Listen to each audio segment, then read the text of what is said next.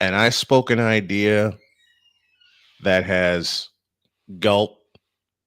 begun to take shape. Oh, dear. Oh, God, we're actually going to do it Super Bowl Sunday?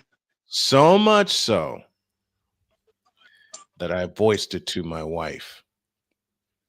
And the evil grin that crossed her face. The ladies take over Super Bowl Sunday. And at this point in time, why not? All 5 of them. All hail the cute queen. And there may be more. Let's go. I can't do it. We'll do it live. Do it live. I'll write it and we'll do it live. Mister, will you please wake up? Wake up, wake up, wake up, wake up.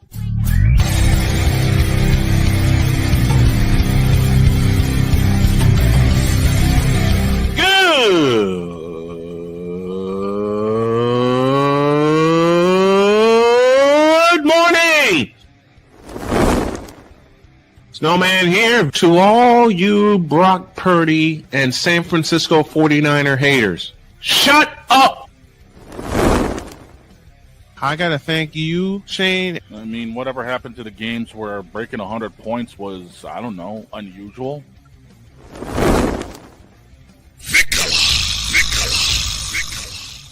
There was one word to sum up the All-Star weekend. Trays. Cause we take this job so serious. Splash Brothers, yes. Ray Allen, replace him with Steve Kerr. Reggie Miller, yeah.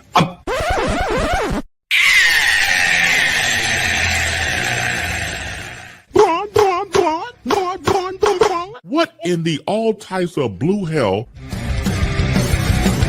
I just want to eat those doggone steals. Oh, yeah! Let's go, baby!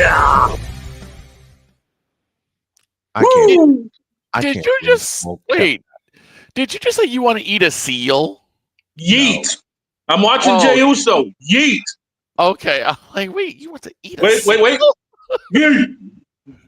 Yeet! Good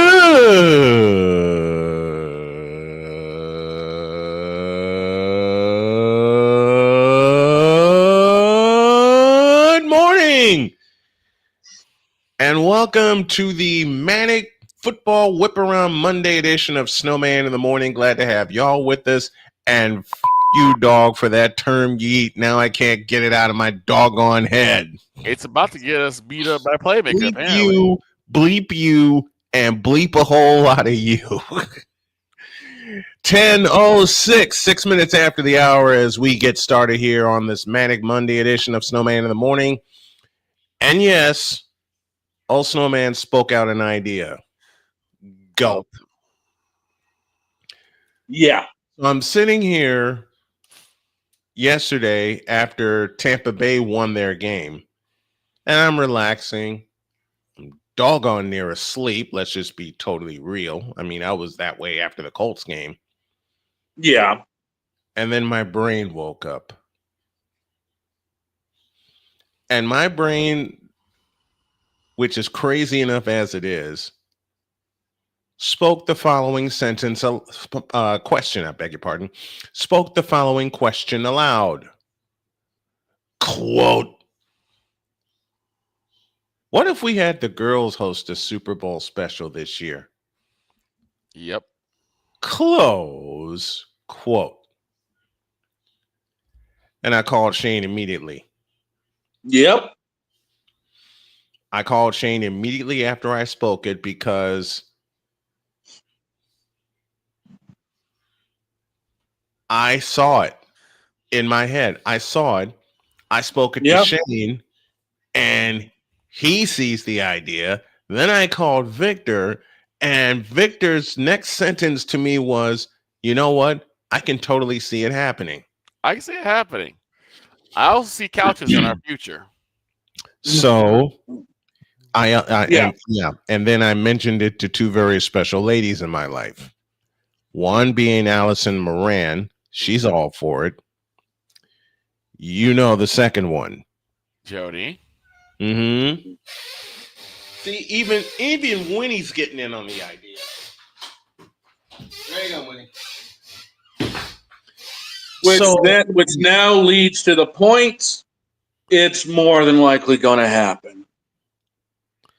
Yeah, and I mentioned it to Jody, and I said, I mentioned the idea to her, and she says, well, we're not like football nerds like you guys.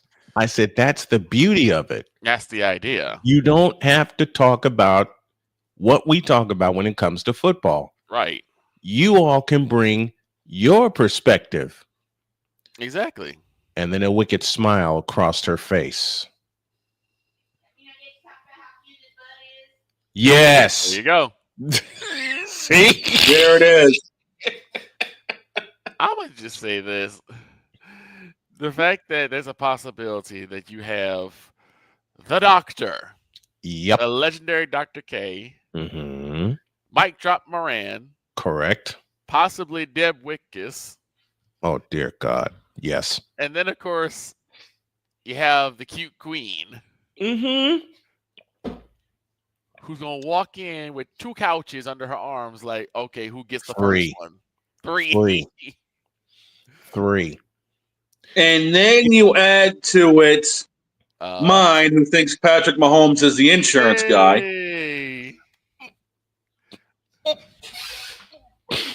Yep. Right. Retreat. You all just heard it this morning. Retreat. Yep.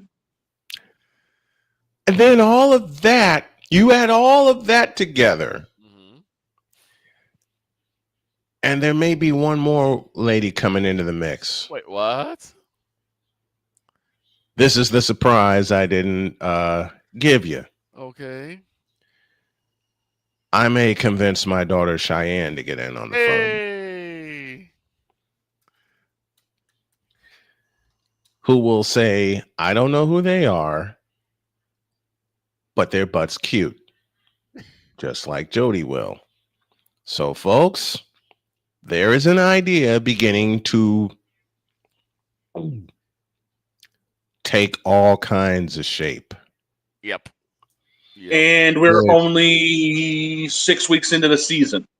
Right. Uh-huh. That's what's scary. You know what's even scarier than that? Justin Fields' performance in London yesterday.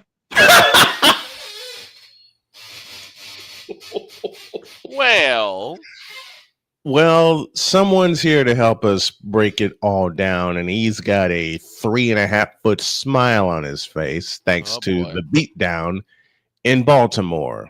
Oh, boy. Here's Agent Zero.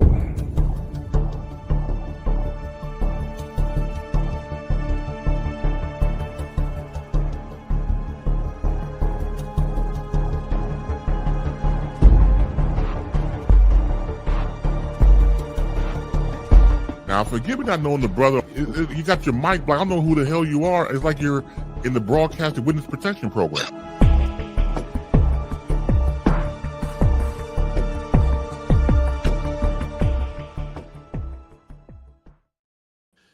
The super hacker himself, the hardest working man in content creation, is here. He is the playmaker. Good morning, sir. How are you? I'm good. And first of all, I am not happy about that performance yesterday. But you were wearing a 2-foot smile on your face when you You gotta realize I have Monday morning Raw on right now. Yes. Likewise, like seriously, likewise. I do not. So that's how we there you go. At Playmaker, that's how we started the show, because when we all came in studio, I heard it. And I asked Dog, what's he watching? And then he told me Monday Night Raw is in Australia. In Perth, yep. In Perth, and not Perth Amboy, as we heard in popular Bugs Bunny cartoons, but Perth, Australia. Right. How are you doing this morning, sir? I'm good. I am good. Good. Good. Very good. I am not happy about that performance in Baltimore. Why not? Okay. I got a little bit of news that just came across my desk, and it's quite heartbreaking.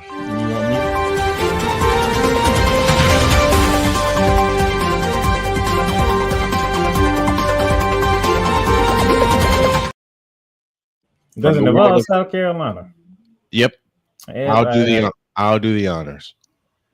Out of Columbia, South Carolina, Chloe Kitts, star forward for the South Carolina Gamecocks, is out this year with a torn ACL. That's not the second person that's had a torn ACL before the season started.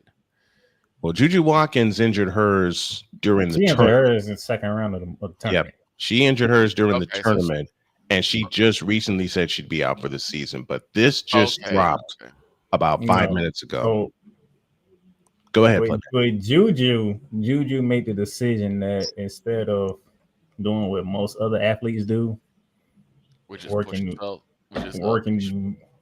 religiously to get back on the court, she's going to take the full year off. Which makes more sense because it allows her to actually really get her ACL to heal up properly rather than trying to rush it. And when you rush it, even with all the diligent work that you put in, exactly, there still may be setbacks. Imagine if D Rose took the full time to get his ACL together. And he kept his brother's mouth out of his ear. Yeah. I'm not saying, I'm just saying. But once again, Chloe Kitts out for this year with a torn ACL.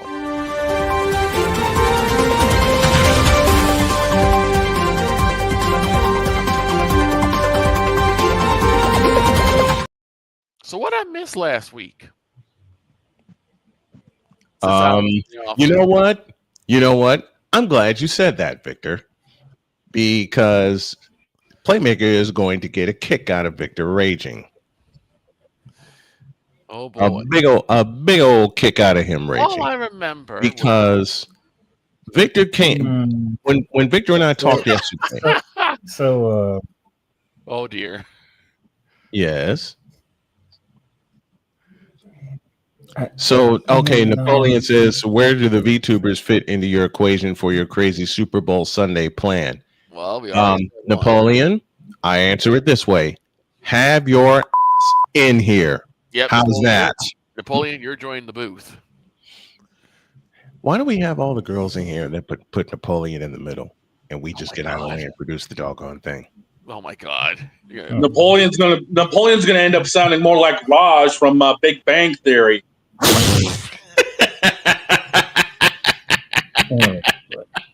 Yes, Playmaker. Yes, Playmaker. The floor is yours. So, you mean tell me that a guy can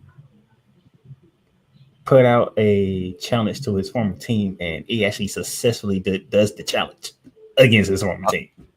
Oh, Rico Dowdle saying 200 against the Cowboys, and then getting 200 against the Cowboys.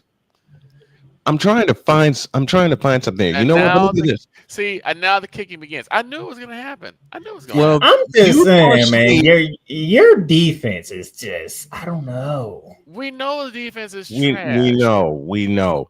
They weren't like that the past couple of weeks. You actually showed up. I'm like, now that's going to have a defense. Then all of a sudden you go to Carolina and you get punched. Rico Dowdle looked like Marshall Falk. No, Rico Dowdle looked like the guy who said y'all should have resigned me. Well, I wanted him resigned. These guys will tell you. And it wasn't just Rico Dowdle either. Look, it was also Tony Pollard. Look, I said at the end of the last season, I said, I think Rico Dowdle should take over running back duties for the Cowboys going forward. Yep, he did. He said that at the end of the season last year. Why don't we take no? Gerald. Look, Gerald's being Gerald. In fairness to Gerald, he did bring in Javonte Williams, who is doing a serviceable job. Okay? He is, but I mean, wouldn't it be better if Javonte? Yes, wouldn't it be better if Javonte Williams be that backup for Rico Dowdle? Snowman, you know this. Sometimes you got to get kicked in the face for you to wake up and realize who you really are. We've been kicked in the face at least 4 times already. I was talking about Rico Dowdle. I wasn't talking about the Cowboys. Oh, I'm like, we've already been kicked in the face. So Rico Dowdle got kicked in the face by the Cowboys, and he realized who he was. He went to Carolina, and he is taking over. I don't know if Chuba Hubbard gonna get his job back, to be honest. Look, Chuba Hubbard is out of there. Okay, that's just. I mean, it's hard to say, but yeah, I agree. Like, I think he's done. I think Chuba Hubbard. I do have a question though. Even though I know Victor can't answer that. But I do have this question. Listen to Rex Ryan and Get Up. This is crazy. You got Get Up and Monday Night Raw at the same time. That's like the strangest thing ever. And then you're I know, right? And you're and yeah, it is. And then y'all are here hanging out with us, so we can bring it all to you. Mm-hmm. What's your Playmaker has a question for Victor? What's the question? 4th and 3.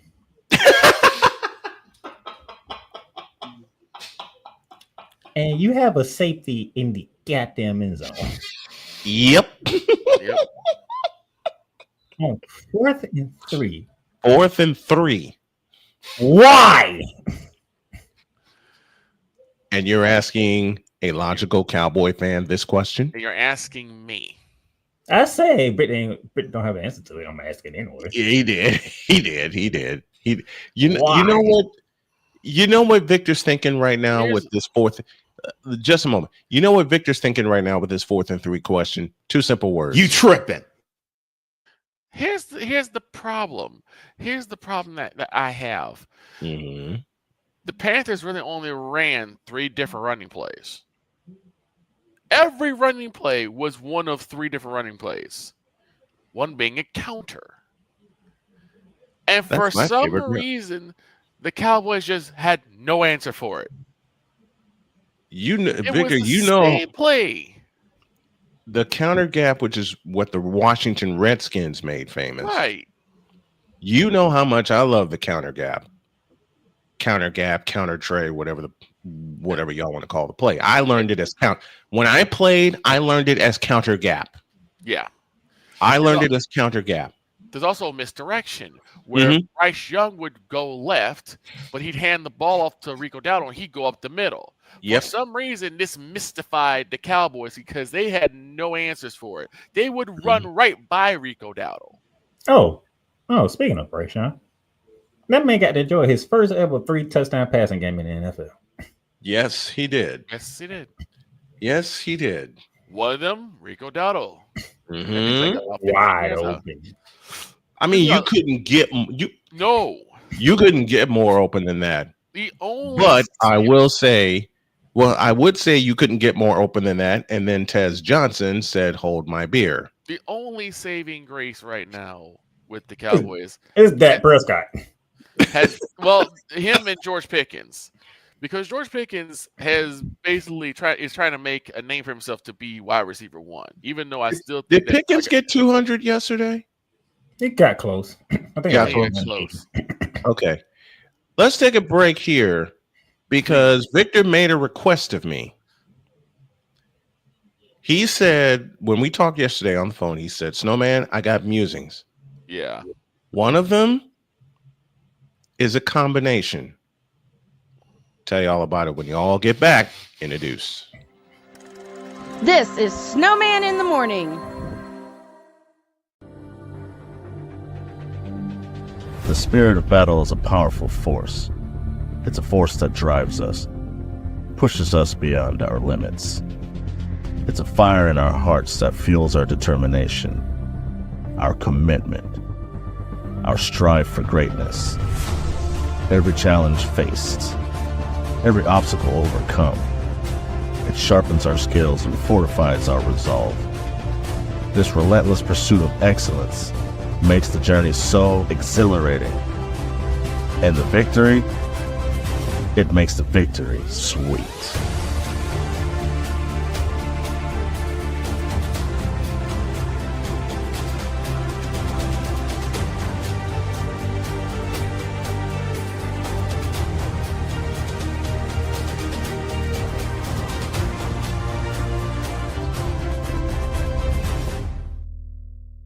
Race car drivers change lanes very fast, but with no outside mirrors. How come they don't crash? Introducing Angel View, the new wide-angle mirror that reduces blind spots. Angel View simply snaps over your car's rear view mirror, giving you a 160-degree view behind you. Just look at the difference.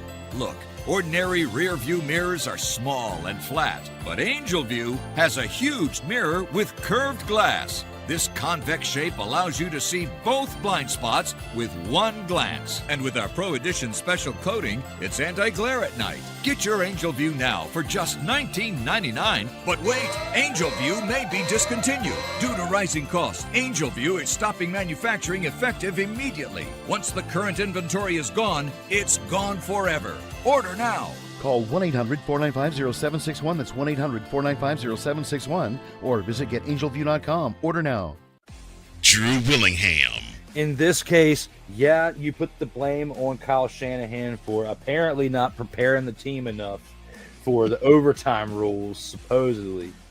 Cole Johnson. Peyton was considered the winner, and he was the darling of all darlings for Gerald. With a special appearance by Tyrone Alizé McDummy. Ain't nobody calling me. Text delete, delete, delete, delete, delete, delete. Join these two football enthusiasts as they give you Total Football Talk. Live every Monday at 4 p.m. Eastern, 3 p.m. Central on the Sertoba Media and the Comey Media YouTube channels.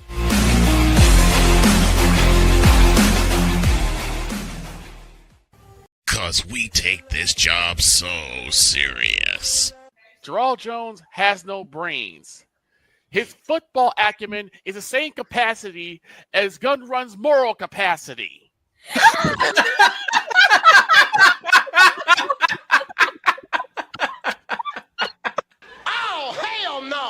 What in the all types of blue hell? This is Snowman in the Morning.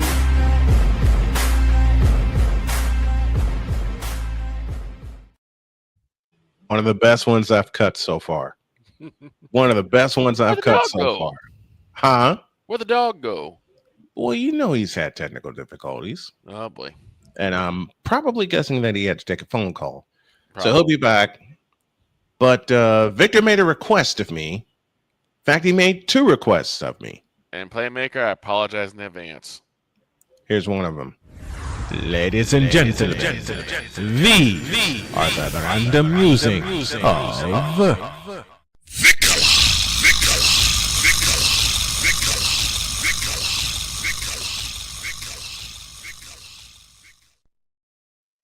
and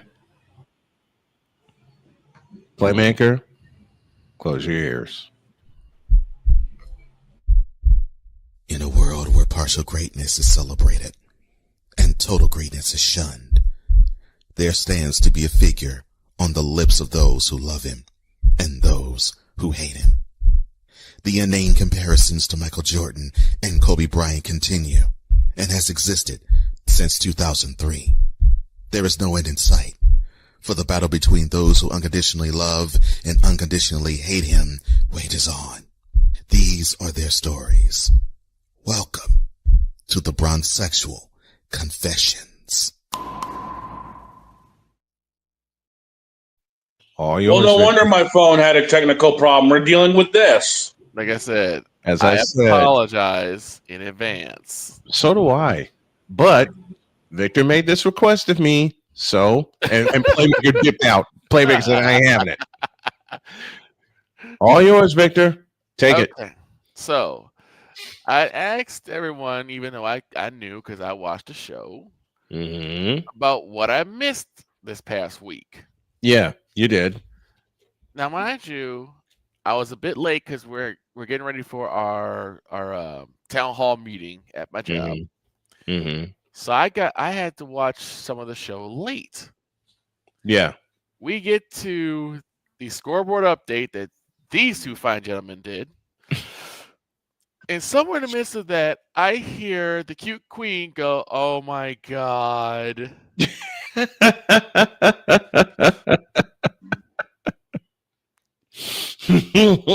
I'm like, what is the matter? And she's like, I'm face palming so hard right now. And again, I'm not understanding what the problem is. Right. And then she breaks that the big announcements, the decision part 2, was actually just a ploy for Hennessy. Give me Yes. this.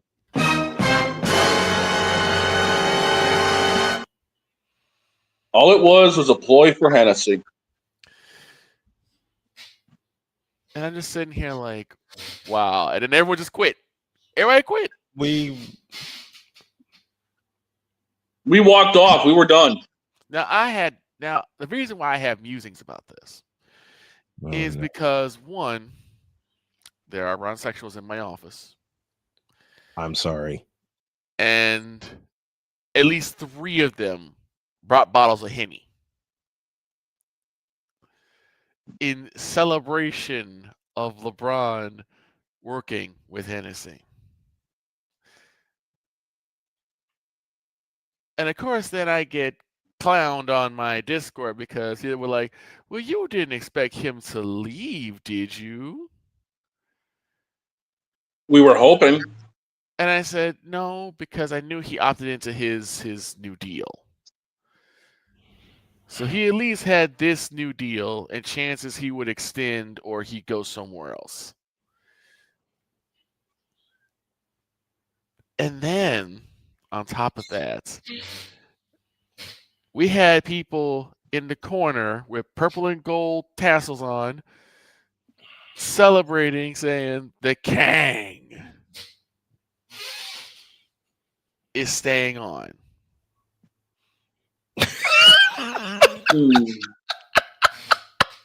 Playmaker getting this from the. I got it. And I said, look, I apologize in advance. I didn't think Playmaker was going to be on this Monday morning, to be fair. No, I was waiting for him for Tuesday. Exactly. So it's your fault. It's your fault, Playmaker. Now, here's the thing. Someone else decided to ruin my week. It wasn't me. No, it wasn't you. When someone sent me a following graphic. Oh no, not the graphic.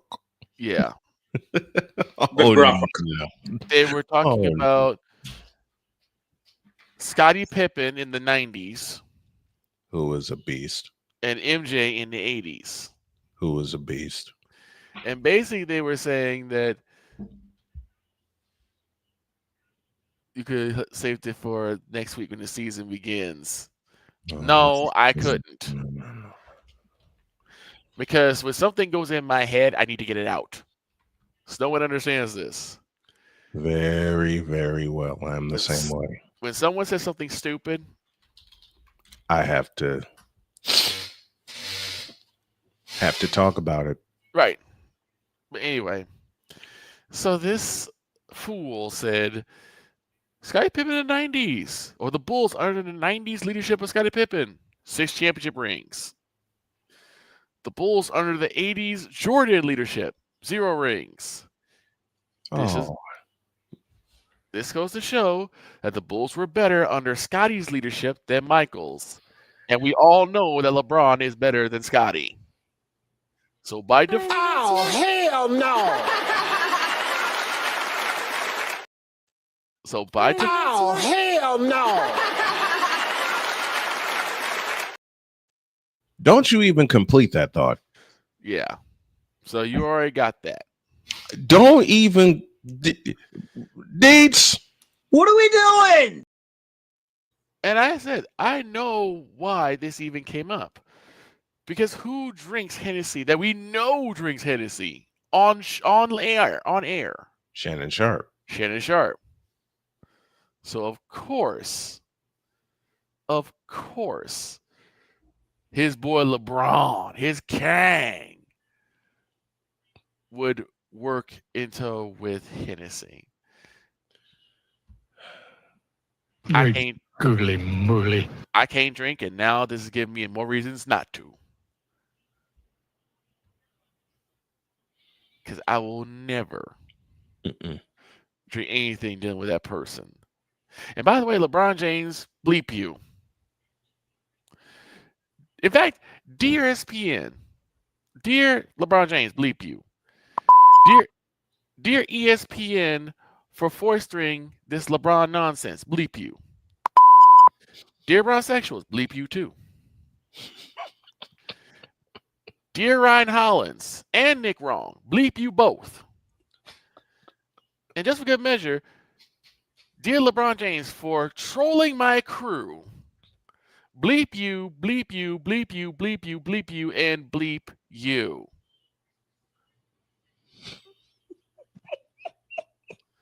Oh my goodness. Finish it. Oh my goodness. Now get out my face, you thirsty bleeps. In a world where logic and sense flies completely out the window, while purple and yellow glasses are donned. Hold on. Oh no. Why? False start? Because yes, LeBron, it is you. It has always been you. It always will be you forever and ever. Amen. Now give me this dog on camera. Uh-oh. Oh no. Dear Bronsexuals, you. Here we go. Dear Facebook for allowing Bronsexuals to ruin your platform and ruin our fandom. You. Dear ESPN for shoving LeBron down our throats and up our asses for 23 years. You, you, you, you, you, you, you, and you. Now get out of my face, you thirsty bitches. In a world where logic and sense flies completely out the window, while purple and yellow glasses are donned, rises a figure who encourages ridiculous, undying loyalty. Good Lord, I'm about to throw up. This has been yet another installment of The Bronsexual Confessions. And Damien, That's I just- was that's Damien, just I was one. Damien, I was told to wait. That's just why- one. Yeah, that's why I have Meanwhile, while all that was going down, I'm sure Playmaker and I saw the same thing. Me and Shane on the same page. Raw ended very shockingly.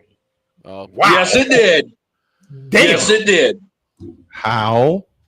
Let's just say division is no longer division. What? Yeah, That The could be- Bronze and Paul have left World Seth. Heavyweight Champion in half. Oh, Braun Breaker. Well, they've been teasing that for a bit. Well, it just happened. Yeah, they've been teasing that for a bit because when Seth supposedly got hurt, Yeah, they were already ready to get behind the Braun Breaker train. Which Well, Braun Breaker just broke Seth Rollins. Ooh. Yeah, he split him in half. I mean, He made him look like a folding chair, and then the Auszilla tsunami'd him through the ring. wait, what is his speed now? Wasn't it like 25 to 35? No, it's like 25. I'm trying to remember exactly what his speed was because he's supposed to like take off in a run. He's supposed to be like faster than most cars. 23 mile an hour. 23 miles an hour. That's what I thought. I was gonna say 25. There's that number 23 again. And Victor, you wrong on 2 occasions. Number What one, now? When is the last time you saw me hop on Tuesday? Wasn't it like a About couple weeks 2 ago? weeks ago. No, Yeah. it wasn't. It was a Monday. Well, again, you weren't even. I've here, been you weren't popping even up here- on Mondays. You weren't even here last week. That's because At all. I was preparing for a show. Exactly. A big show, I thought you. a I thought big you were prepared. behind show at that. I thought you were prepared for a show this week. See, you weren't paying attention. That's because Victor, you don't follow me on social media. That's why. Because I you did, don't. you would know that I put a post out there yesterday, Now, early yesterday, that I'm not doing a show today because we preparing for the new season. Well, next week. okay. Okay. Was it on Facebook? Facebook, YouTube. I will. I'll have to I'll have to separate these two. But the second half of Random Musings features Gerald and the Cowboys. Why you do this to yourself every week? A come to Jesus What do you meeting mean? You have a random news about the Cowboys every week. Why you do this to yourself? because he's a Again, Cowboys fan. What do you mean? I do it myself. Do you think I write? Do you think I write the schedules for this? a come to Jesus meeting. It's your segment. At Deuce. It's not. This is Snowman in the Morning.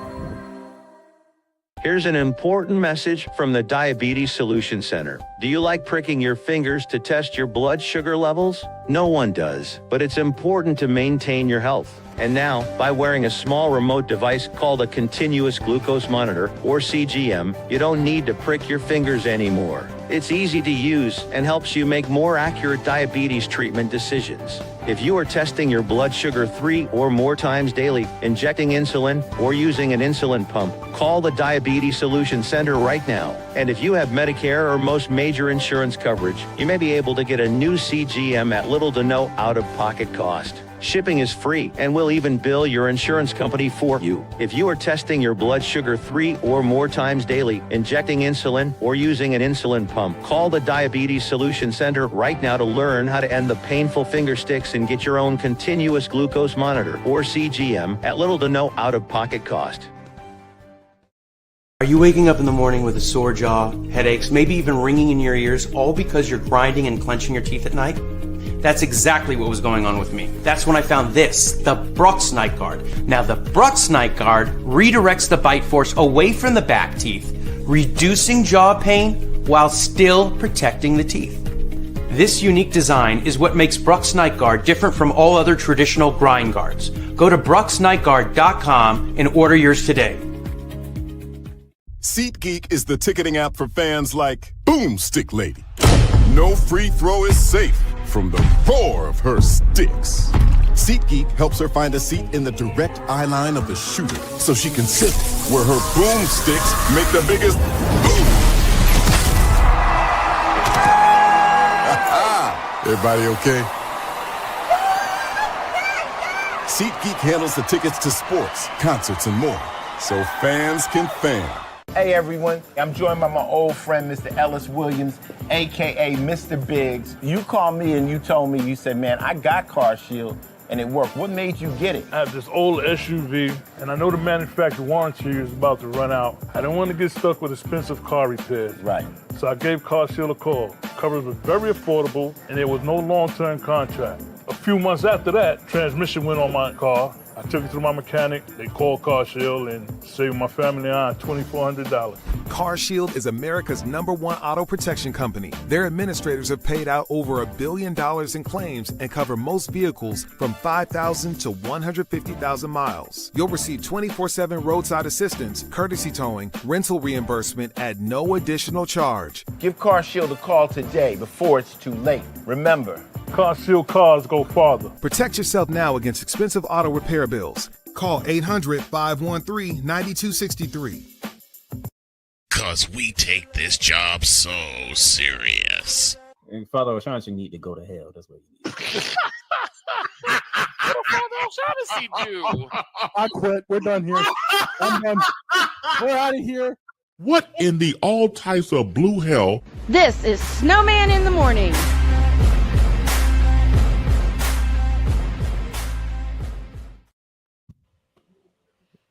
Playmaker, F you for coming up with that and making us laugh uncontrollably. See, I kind of get what Playmaker's doing now.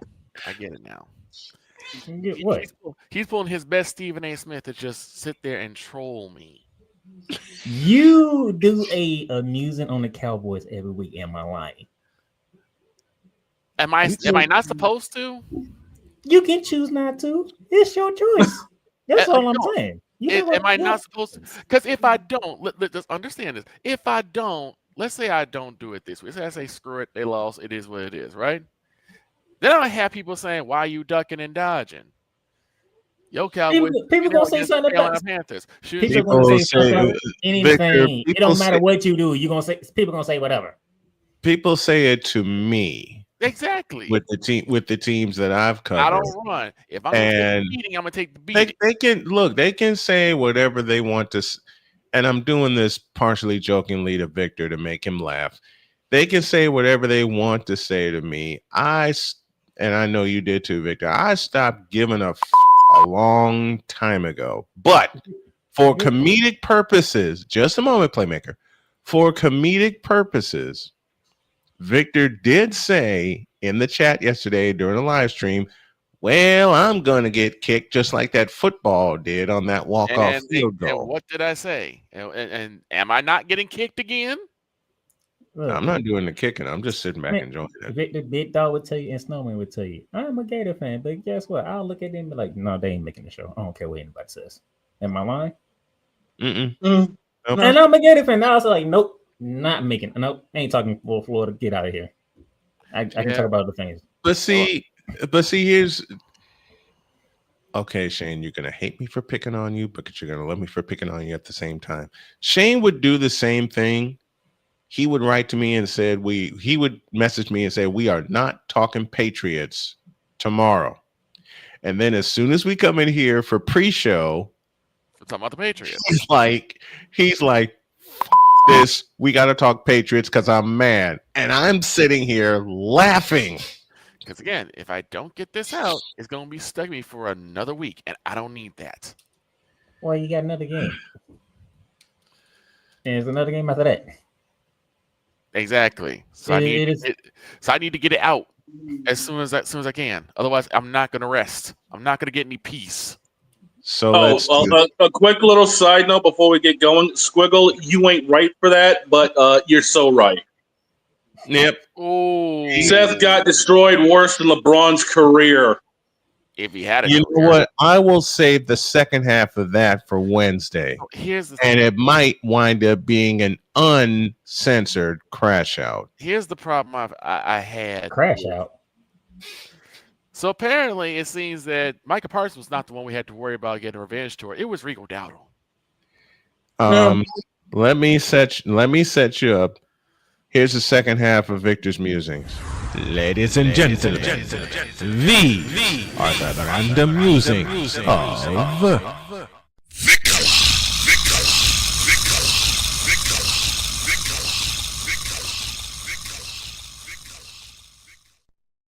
I was told to wait. I did that in one, and you know what? When I made that element, I did that in one Oh, take. Victor, if you was told to wait, then why did you do the first one? Because I was told to wait.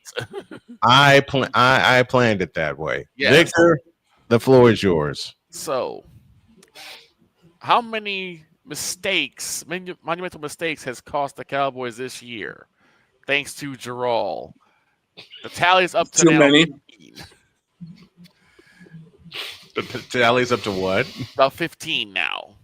But we'll go with the big two. Put somebody in the middle of the field. I mean, you 2, 3, and 1. Okay. You took this talent named Micah Parsons, threw a temper tantrum because he wouldn't play ball with you, and instead of just having the conversation with somebody. That's all you had to do. Just have a conversation with somebody. He's now with Green Bay, which sadly they didn't lose the Cincinnati Bengals. Darn. I would love to have Joe Flacco beat the Packers twice in the same season. I was waiting for that meme. Didn't happen, but the Packers took care of business. But then now Rico Dowdle. You was terrible. You was a terrible person.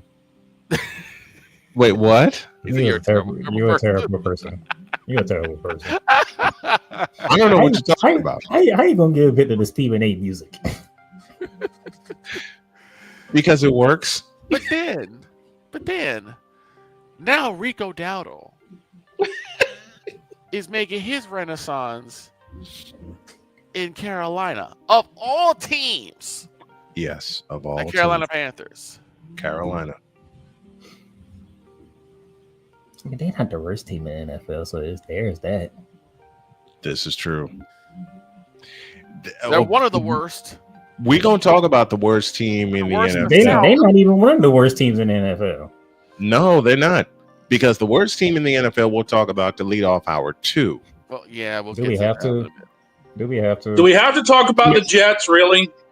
To make fun of them, yes. Where's No. Okay. I'm already feeling bad for Ryan, okay? I don't need. I'm not. I'm not. You have bigger issues, okay? Just a minute. I feel bad for Ryan. I don't feel bad for the Jets. I can split that. Victor, go on. You have bigger issues. But again, the abject idiocy of not only the fact that you brought in Ryan Schottenheimer, which I'm trying to give him the benefit of the doubt, right? I'm trying to give the benefit of the doubt because he has some semblance of some sort of smart. Give the man some time. The man. And that's what I'm doing. I'm giving him time. I'm giving him time. And Ryan McCarthy is leaving. Now, Matt, stupid fools, on the other hand, I don't know.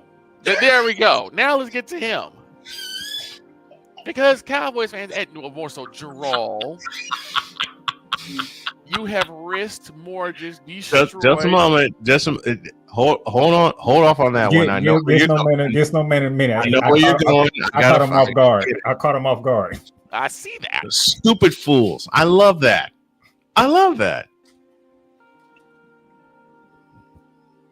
Go on, Victor. Dear Cowboys, you got rid of Pennywise. That's wonderful.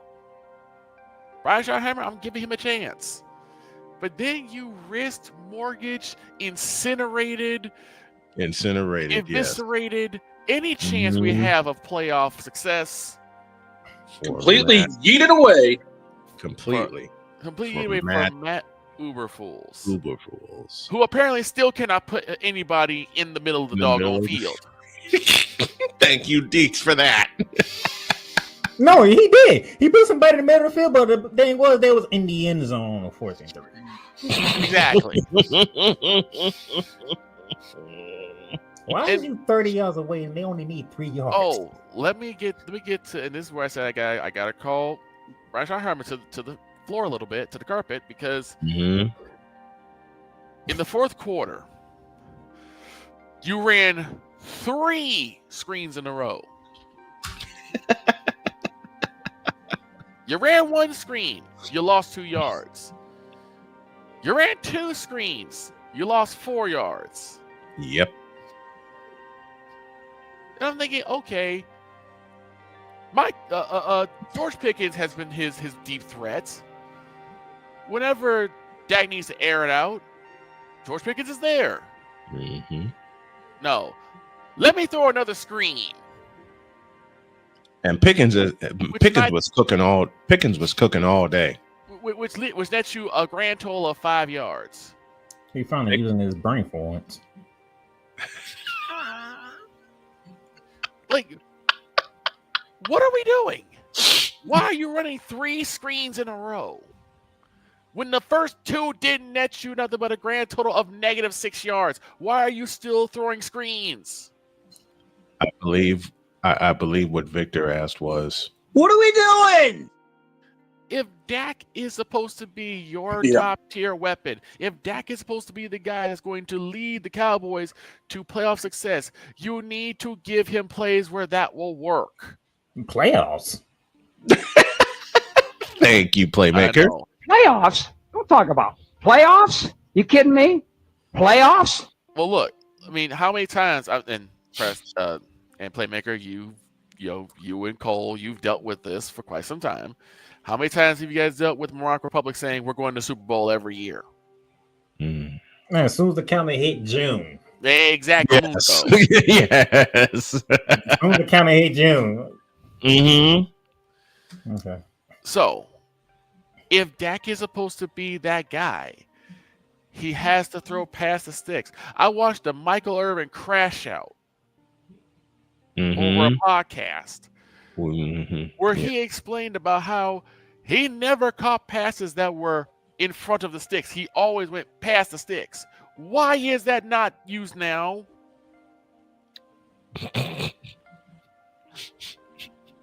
You know what? I think I know why Victor's going through this right now. Okay. Because the guy that owns the team is a numbskull. Yeah, that is part of it. But here's what's going on. Victor saw Thursday night, and he saw a team that's supposed to be the defending Super Bowl champions look the way that they look, which means they can be had. Well, and then you get to Sunday, and then the Cowboys did what they did. Well, look, I said it that day, the Friday. I said, watch, the Cowboys will mess around and lose to the Panthers. After what happened with the Giants, I'm like, watch, the Cowboys are going to mess around and lose to the Panthers because the Panthers are not a team to sneeze at. We make jokes about them, yes. But after what they did to Miami and how they blanked Atlanta, and their two comeback wins. Right. They can be they can take a team down if necessary. But this is something the Cowboys have done every single year against every single team. They play down to the other team's level rather than stay at their level and force other teams to play up. No, they just said, Dak Prescott, you turn into Superman, you take us to the promised land, which is not going to work. It's not going to work. I mean, there was no daylight for the first 3 quarters of that game for every Cowboy running back. Mm-hmm. Whether it was Jaden Blue or Javonte Williams, they had no daylight. Jaden Blue, a rookie from Texas. Oh, by the way, Victor, what was that you were saying about Matt Uberfools? Can you do it again, please? Yeah, they basically, Jarrell has basically mortgaged, risked, doubled down, threw away, yeeted away, eviscerated, incinerated any playoff hopes or future hopes of Cowboy success for Matt Stupid Uberfools. Thank you, Playmaker, for the addition to that. The guy is a numbskull. He's already gotten rid of 2 future prospects, 3 if you count Tony Pollard, to other teams who are starting to have comeback years because he can't satiate his own ego. And the reason why this is so bad is because for some reason everyone thinks that the Cowboys are just better than every team because every other team is worse. We can do stupid stuff and still be successful because every team is worse than us. That's why you can throw 3 screens in a row. And as far as the Eagles go, and I hate saying this because I like what I'm seeing from the Eagles. The Eagles played around with their food too much. The problem is the Eagles are getting cocky. The Eagles are starting to look like a team in the same division. The Eagles are like Dallas Cowboys with the way they're playing. They don't step on the throat and keep pressure. Shout out to Cool McCain. They don't put pressure. They don't keep that foot on the throat like they're supposed to and apply pressure. Instead, they take their foot off the gas and let another team come back. I mean, my God, Cam Scatterboo looked amazing. Rookie. Scatterboo! And I'm gonna ask this: was Saquon Barkley injured? No. So then, where was he? In the words of somebody that owns this show, nowhere to be found. So are we putting Saquon Barkley on the milk carton? Or is this again the return? No. We're not gonna put Saquon Barkley on that milk carton. We gonna look at the new offensive coordinator that they got because he don't know what the hell he doing. Well, that too. I have to say, are we seeing the return of Skinny Jeans Sirianni? No, what we're saying is Nick Sirianni, you need to get on that offensive coordinator, or you need to take over play calling because he ain't not working. He does not understand the mission at hand. No, he doesn't. Last 2 games he hasn't. It's just gotten ridiculous. And the reason why I jump on the Cowboys is, as I've said all the time, I expect some form of greatness from this team. I mean, Snowman was spoiled by the 80s 49ers. I was spoiled by the 90s Cowboys. He ain't spoiled now. Exactly. But then the thing is, you still have morons saying that, oh, no, man, we can still go to Super Bowl next year. With what?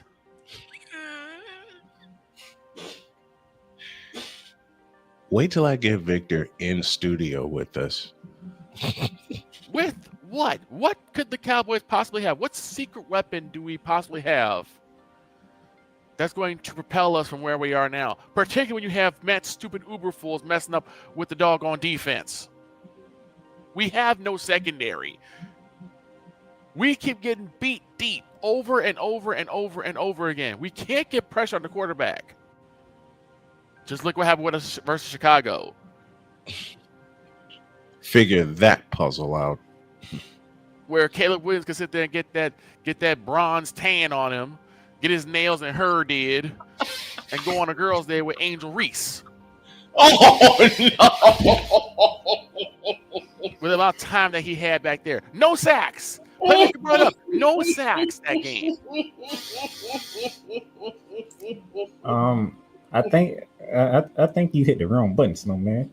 I think you hit the wrong button. I think you hit the wrong button. I think there's another button you need to hit. Wow. I think we need to go to halftime. Please, I'm done. Kill this doctor's office music because my butthole puckered up after hearing it. It did. I killed we it. We need halftime. Victor, would you say that last part again, please? Please. I got to have it. I got to have it again. Oh, the fact that the Cowboys had Kilwin had so much time in the backfield that he could sit there, get a bronze tan his hair and nails did, and go on a girls' day with Angel Reese. And with that, we've hit halftime. Wait till I find the original way he said this, and I know it was earlier. When we come back, we head to Indianapolis, Indiana. Finally, some good football. And Jacoby Brissett, what the hell was that? Back in a minute. This is Snowman in the Morning. Here's an important message from the Diabetes Solution Center. Do you like pricking your fingers to test your blood sugar level? Time. Oh, no. Damien says, we ain't slandering Angel Reese. Look, Angel Damien, Reese. just a minute. Damien, you ain't seen slander yet. Now we're back in a minute. This is Snowman in the Morning. Here's an important message from the Diabetes Solution Center. Do you like pricking your fingers to test your blood sugar levels? No one does, but it's important to maintain your health. And now, by wearing a small remote device called a continuous glucose monitor, or CGM, you don't need to prick your fingers anymore. It's easy to use and helps you make more accurate diabetes treatment decisions. If you are testing your blood sugar 3 or more times daily, injecting insulin, or using an insulin pump, call the Diabetes Solution Center right now. And if you have Medicare or most major insurance coverage, you may be able to get a new CGM at little to no out-of-pocket cost. Shipping is free, and we'll even bill your insurance company for you. If you are testing your blood sugar 3 or more times daily, injecting insulin, or using an insulin pump, call the Diabetes Solution Center right now to learn how to end the painful finger sticks and get your own continuous glucose monitor, or CGM, at little to no out-of-pocket cost. Are you waking up in the morning with a sore jaw, headaches, maybe even ringing in your ears, all because you're grinding and clenching your teeth at night? That's exactly what was going on with me. That's when I found this, the Brooks Night Guard. Now, the Brooks Night Guard redirects the bite force away from the back teeth, reducing jaw pain while still protecting the teeth. This unique design is what makes Brooks Night Guard different from all other traditional grind guards. Go to brooksnightguard.com and order yours today. SeatGeek is the ticketing app for fans like Boomstick Lady. No free throw is safe from the roar of her sticks. SeatGeek helps her find a seat in the direct eye line of the shooter so she can sit where her boomsticks make the biggest boom. Everybody okay? SeatGeek handles the tickets to sports, concerts, and more, so fans can fan. Hey everyone, I'm joined by my old friend, Mr. Ellis Williams, AKA Mr. Biggs. You called me and you told me, you said, man, I got CarShield and it worked. What made you get it? I have this old SUV and I know the manufacturer warranty is about to run out. I didn't want to get stuck with expensive car repairs. Right. So I gave CarShield a call. Coverage was very affordable and there was no long-term contract. A few months after that, transmission went on my car. I took it to my mechanic, they called CarShield and saved my family and I $2,400. CarShield is America's #1 auto protection company. Their administrators have paid out over $1 billion in claims and cover most vehicles from 5,000 to 150,000 miles. You'll receive 24/7 roadside assistance, courtesy towing, rental reimbursement at no additional charge. Give CarShield a call today before it's too late. Remember, CarShield cars go farther. Protect yourself now against expensive auto repair bills. Call 800-513-9263. This planet has been great to me. It's given me gifts that I can't even explain. It's given me adventures and memories I'll never forget. And Battleborn, I think, has given me the opportunity to go beyond and give something back. How can I be a better custodian to this planet and the place I live? That's where I am with Battleborn. Let's make the planet a better place. During bad weather, driving can become downright dangerous. What's your emergency, please? Trust Battle Vision Storm, the revolutionary glare reduction glasses that turn your sight bright during bad weather at night or during the day. Watch your ordinary vision become extraordinary. Battle Vision Storm uses light optimizing lenses that block blue rays so you see clearly in heavy rain at night or blinding snow during the day. Heavy rain, snow, sleet, or fog can make it impossible to drive. Not with Battle Vision Storm. Get your Battle Vision Storm for only $19.99. But wait, due to rising costs and supply chain shortages, this may be your last chance to get your very own at this low price. There is a strict limit of 4 Battle Vision Storm per order while supplies last. Don't wait, order now. Call 1-800-483-6319 or visit battlevisionstorm.com. So call 1-800-483-6319 now.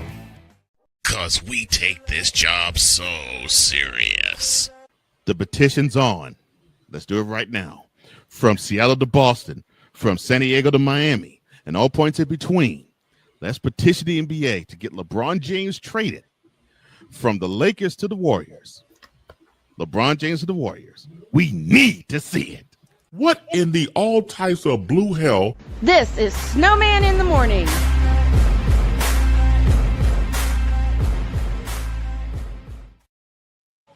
Okay, two problems. Number one, I couldn't help it. You just had to travel back in time to go grab that one.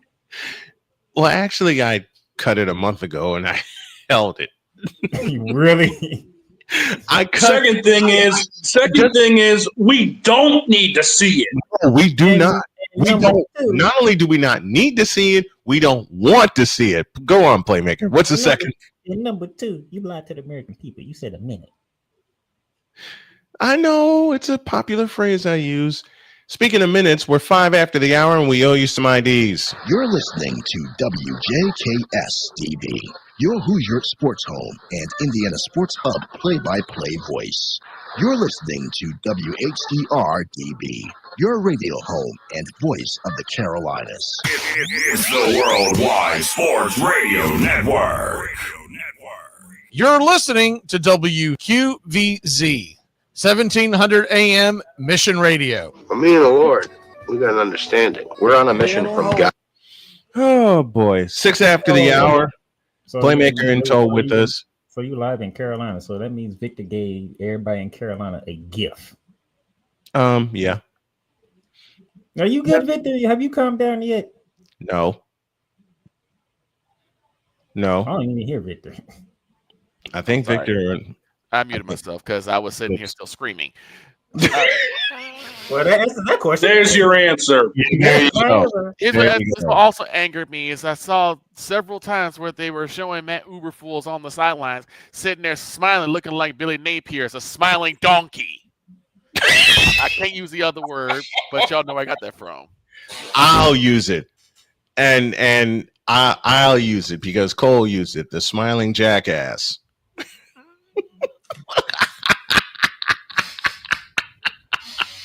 And can we talk about the fact that James Franklin has actually been fired? Yeah, I was gonna get to that, but somehow it's always something from my shows that make it the Snowman in the Morning. I pay attention. Yeah, like you. Said don't pay attention. Apparently, I do. Like you, and we love having you here. But dear James Franklin, you're fired. No, we really play that again. Gladly, dear James Franklin, you're fired. And for those of you who are like, oh, they're gonna regret this, they might, because he was a 10-win coach, but we can forgive the loss to Oregon because you never win those type of games. Right. We can forget that. We can forget that because we know about James Franklin in those type of games. He don't win those games. Mm-hmm. Right. So you lost that. Loss they won't and I'll complete your thought for you. The loss they will not forgive occurred this past Saturday. Yeah, apparently so. Because you jumping ahead. I'm right in the spot where I need to be, being a Northwestern because Wildcat fan. you took. I know that. That's why I know you jumping ahead. You came off that Oregon loss. You flew all the way to the Rose Bowl, which everybody in the Big Ten. Oh yeah, to the Rose Bowl. Everybody loves playing in the Rose Bowl. If you in the Big Ten, that's the goal. If you can't make the playoffs, well, at one point you couldn't make the playoffs. You wanted to be in the Rose Bowl. Right. Everybody loves the Rose Bowl, and you lost to a team who never won a freaking game. True. They and not only did you lose to said team in the UCLA. Give me this. There's a song I need. There's a song I need to play in their honor. Not only did you lose to UCLA, you heard this for 60 minutes.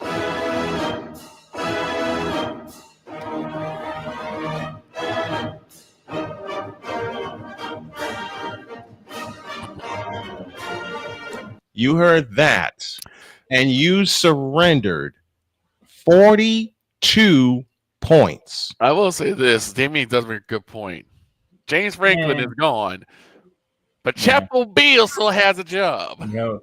Now, hold on. Let me finish my. Then you flew all the way back to Satteville, only to have Mike Greeny and Brian Snow look at the TV and say, "What is going on here?" Right.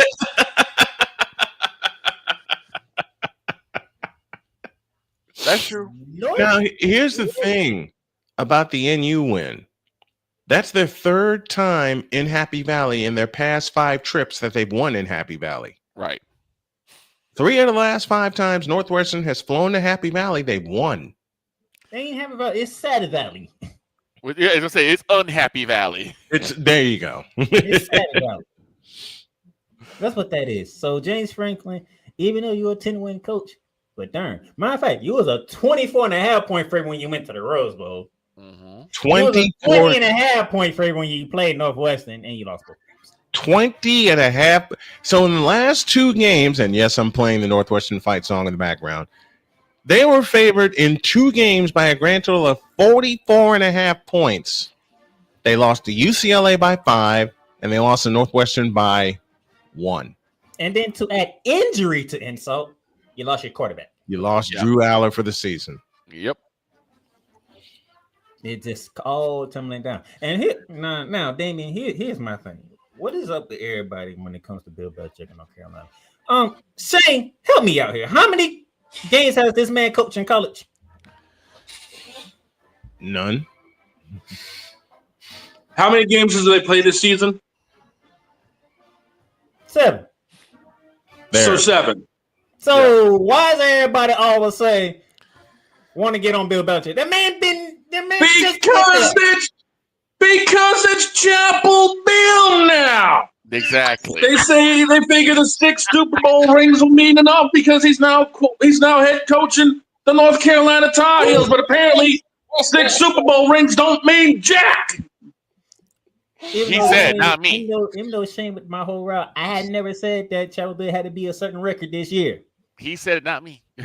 No, but you did say it, but most people in UNC. That's the problem. The man just got there. Yeah, but most people in Chapel Bill said it too. It's time to build a program. You don't build a program in year 1. Well, they ain't gonna give it to him. Did Deion build Colorado in year 1? No. And people don't even want Deion there anymore anyway. Oh, he's saying. And I mean, Chapel Bill's already looking for an exit strategy. Listen, Deion is saying Deion gonna be in Colorado for. Listen, Deion gonna be in Colorado for the minute, not necessarily for the wins, but for the money. I need people to stop looking for the microwave success and focus on the Thanksgiving success, because the building, from scratch success. There, that's the. Instead of going to the microwave, worry about what's cooking in the oven. Well, Kathy Engelbert. Oh my God! I knew that was coming. Here's my problem. Yes, sir. I don't mind Penn State letting go James Franklin. Some people think it's a bad decision. I'm not going to fault you for that because, yes, he normally wins double-digit seasons. It is what it is. But guess what? When you win that many 10-win seasons, you have no championship to show for it, there's a problem. Yeah, major problem. But everybody want to look at Bill Belichick, who just got to North Carolina. This is a travesty. This is a disaster. The man just got there, okay? Can the man get some time inside first? But I guess North Carolina. I guess because of the cross. I guess they expected the instant crossover success that he had with the NFL. And matter of fact, what school are we talking about? UNC. North Carolina. North Carolina. What are we talking? What's what we talking about? Football. Them two don't go together. But here's the thing. Since 2015. We talked to James Spivey. We talked to James Spivey a couple weeks ago. He said that there's a lot of good high school football in North Carolina. There is. Yeah, but then they end up leaving North Carolina. Just a moment. There is. Just got there. Mm-hmm. There's a man Scowdy. There's a lot region of first. There's a lot of great high school players from the region that my family and I lived in, which is the Triangle, and a region I'm familiar with, which is the Triad, Greensboro, Winston-Salem. Yeah, that area. There's some great high school football talent in North Carolina. And also, I can confirm that. And also, what I think most of us are forgetting is how exactly fickle fans are. They want instant gratification. They want titles now. You don't get titles now. They want. Well, I mean, you think about it. Boss man, hold up. You think about it. Boss man just brought up a location in Winston-Salem that's expecting things. Because look at the racetrack they have, Bowman Gray. Those people are rabid. Oh yeah. So I've talked. You got to figure everyone's going to be rabid in North Carolina when it comes down to the home state team. Correct. So yeah, Belichick's unfairly getting his butt handed to him. Plain and simple. Let the man stick around for longer than a cup of coffee. He'll develop it. And that's the thing is that they also look at the fact that the first game they got walloped. So it's TCU. They did. It's TCU. Okay. It's the fraud. Again, I'm not disagreeing with you guys at all. I'm just telling you that I think from the fan perspective, they're gonna sit there and say, "We got Bill Belichick. He's supposed to be the best coach in NFL.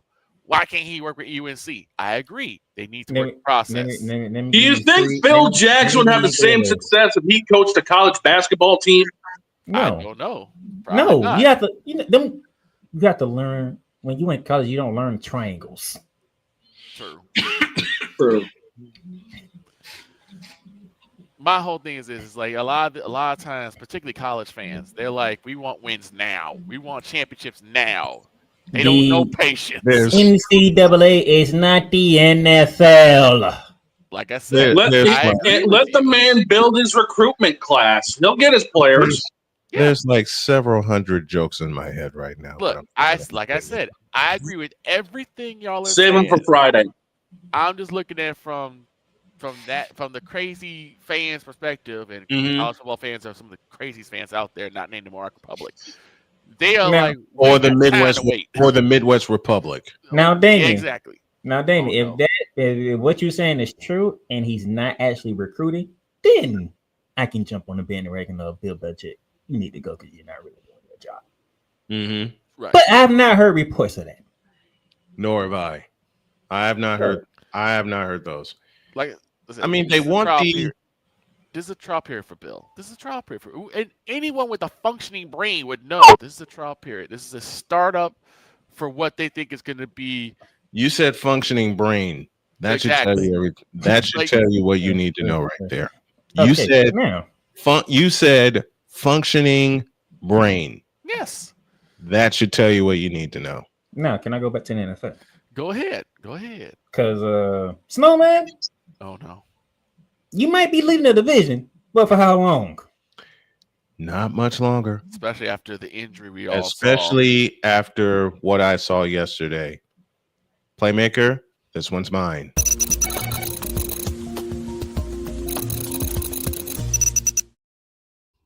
I was kind of expecting that. Come here. I think our season is cooked. with all the major injuries that we have already suffered, the last piece of the puzzle that was holding it together went down in Fred Warner. And I think Not only was it a fractured ankle, it was a dislocated ankle. Oh my God. So he's done for the year, which brings the fact that we extended Warner, Kittle, and Purdy to major contracts, and for this season, they're all out. So Kittle's not coming back. No, Well, Kittle is coming back. Kittle's coming back. At some point, Purdy is coming back. There's just a gauntlet ahead of us with only half a doggone team. And not to mention, Matt Jones is not healthy. Oh, Mac Jones has been beat Mac up. also hurt, yeah. Mac Jones has. You know what? I'm going to do something I know Damian won't have the nerve to do. I know a few other people won't have the nerve to do. And yes, Damian, I am picking at you mercilessly. But I'm throwing Mac Jones, and I am one of the ones who threw Mac Jones under the bus. I am now lifting him from under the bus because of the guts that he has shown in being the 49ers backup quarterback. Yeah. Back-to-back games with 300 yards, though 2 costly interceptions, though they missed 4 opportunities in the red zone that were field goals instead of touchdowns. I've outlined that many, many times before. But I got a bunch of applause for these 49ers and the way they battled yesterday against a superior team in Tampa Bay and the possible MVP in Baker Mayfield. And yes, Dietz, I thought you were completely bleeping crazy when you mentioned it to me. Then I watched it in full. Forget the game against the Eagles. That was an aberration. If you think about it honestly, Tampa Bay should have beaten the Eagles. When Tampa Bay held Philadelphia, when Tampa Bay held Philadelphia without a passing yard in a full half, the second half of that game, and Tampa Bay was on their way to come back and winning it, they just ran out of time. Unfortunately, with all the injuries that have piled up, now, yeah, we're going to get some pieces back on offense. It just depends on the matter of when. I don't want to say this out loud, but the deck is stacked against us. Big time. We lost Kittle and Purdy after week 1. Jake the Snake Tonjes rode to the rescue in week 1. The defense rode to the rescue in week 5. Doggone near snatched that in week 6, but then Baker Mayfield said, hold my beer and my whiskey, and connected with Tez Johnson for a 46-yard dagger. What? Tampa Bay is no slouch. I said that at the top of the year. I hold true to that. Now, we've made jokes on this program that Tampa may win the AFC South by default, but Tampa Bay is a damn good ball club. I'll take the loss yesterday. And Jackson and the Jaguars, too. Look, we got socked in the mouth and kicked in the by the Jaguars, especially when Devin Lloyd read the room and picked Brock Purdy up twice. Damian, you're a liar. No, he wasn't against Mac Jones. He actually wanted Mac Jones to take the starting job. I still don't think he's going to have. That's not going to be the case.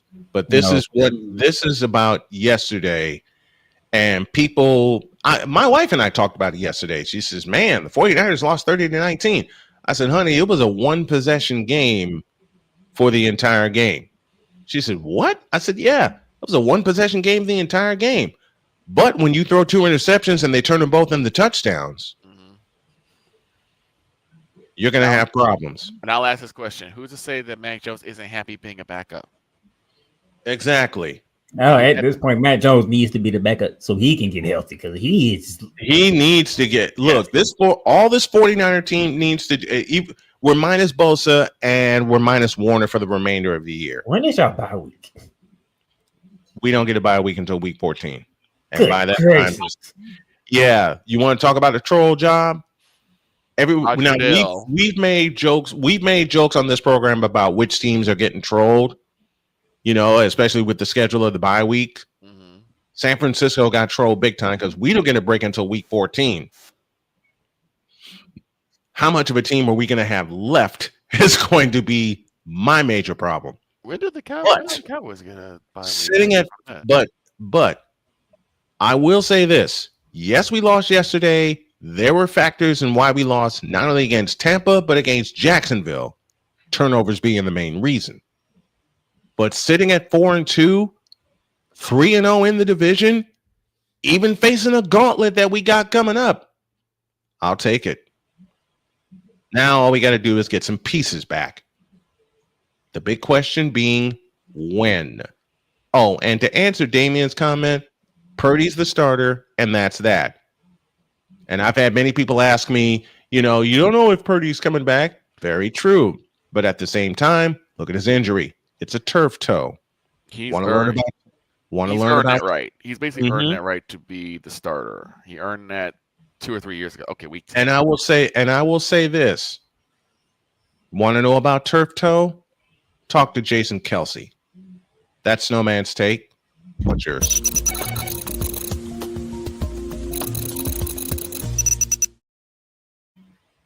That's a good take, Snowman. That's a very good take. Think about it. We are not supposed to be. Listen, there are two things the 49ers are not supposed to be right now. 4-2 and 3-0 in the division. Don't remind me. I'm reminding you anyway. Take the joke along with you. Want to joke with me? I'll mess back with you. But in all seriousness, I wasn't joking. I was dead serious. I know. You know what? Let me throw a question. Like, they lost another key player. Like, jeez. Yeah. And Playmaker was the first one to message me, and then I looked at the play and I said, "Oh, he's done for the year." So, are you guys not going to talk about the Jets no more? Hold that thought. What's the point of talking about Jets? What's the point of talking about it? Justin Fields sucks. Just hold on a minute. Hang tight. There's a reason. I don't want to talk about the Jets in full. We all know they suck, and they finally got their first turnover yesterday. We finally got the first turnover yesterday. And still lost. And still took a big fat L. If anything, I want to cut Sean Payton out for even being that type of game with the Jets. Negative 10 yards passing. Yeah. Minus 10. How does this happen? Last time it happened, I was looking it up, was 1998. One, two. One Ryan Leaf. 4, 5. What are you counting? 6, 7, 8. 9. Because Justin Fields got decked to the ground 9 times by the Broncos. Let me say this. Dear New York, and this is where Ryan's going to throw every piece of coffee and beer at me that he can. But I've got to do this. But I've got to do this joke. Dear New York Jets, you have yeeted away any chance at repeating 2009 and 2010 for Justin Fields.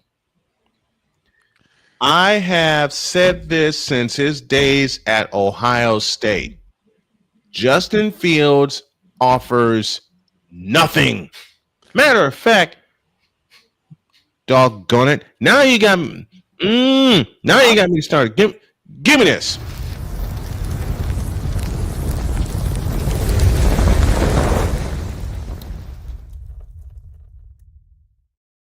Really? Now I get to have fun. Really? You putting the Jets on the hot seat? Are you serious? I'm not putting the Jets on the hot seat. They're a permanent hot seat. I'm putting Justin Fields on the hot seat. That's even worse. No, it's not. Yes, it is. It's not worse. It's necessary. No, hot seat is for people who you expect to do things and they ain't doing their job. That's what the hot seat is. Well, here's one of them.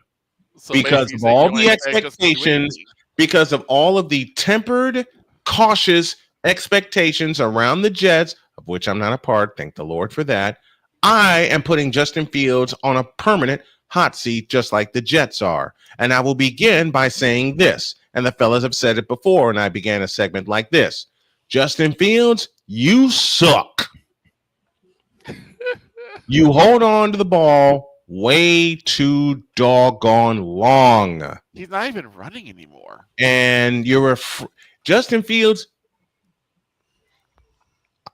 Give me this. I'll say this as plainly as I can. And I know Damian Hernandez, who's a big Justin Fields proponent, will not like my next sentence, but I will say it as plain as I need to say it. Justin Fields, you are too chicken shit to play quarterback. Oh my God. In the NFL. Because after watching that frivolity yesterday, in which unfortunately I got up and I couldn't help it. After watching that frivolity yesterday, when Sean Payton and the Broncos were handing you the game, you get put on your ass 9 times against the team. Bueller. Against a team that barely has a defense as we speak. You get sacked 9 times. And everybody was talking about your talent, so much so that the Chicago Bears, of all teams, yeeted away their future to move up in the draft to select you. You didn't do shit for them. You didn't do shit for the Pittsburgh Steelers. And you're certainly not doing shit for the New York Jets. I wouldn't put the Steelers on Justin Fields because he didn't play. The only person that played was I put it on Justin Fields because he teamed up with Mr. And of course, Damian is saying blame the offensive line, not Fields. Well, Listen, that's a I'll cut through that noise right now. Justin Fields can have the best offensive line in front of him, and he would still be too chicken to play quarterback. Look at the way he holds up. He had an offensive line in front of him at Ohio State. And since he's been in the NFL, he's played like he's looked like and his quarterback play has been since the moment he came into the league. You can blame the offensive lines if you want to, and they certainly do deserve some blame. You can blame the offensive coordinators. Matt Uberfools, hello. Matt Nagy, hello. We can't call timeouts. This man's putting Justin Fields on the hot seat. He could have put Miami on the hot seat. He could have put Detroit on the hot seat. No, he put Justin Fields on the hot seat. Quiet. I got no reason to put Miami on the hot seat. I'll save that for when Pizzle gets here on Thursday. Well, that game bleeping sucked. There's so many other things. I'm just sick and tired of people being in my ear and in my face about Justin Fields going to be a great quarterback when he looks like shit. Period. Now get up.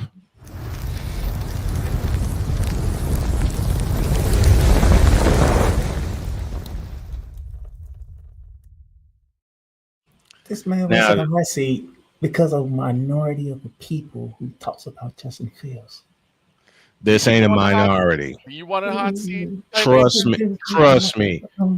Do you want a hot seat, Playmaker? It sounds like you want a hot seat. Playmaker, you keep out of this. This ain't a minority. Well, Trust me. Again, I'm not. It's definitely a minority because nobody's looking for the Jets. Ain't nobody looking for Justin Fields. This is why I put Justin Fields himself on the hot seat. Ain't nobody looking for him either. He's irrelevant. Shut up.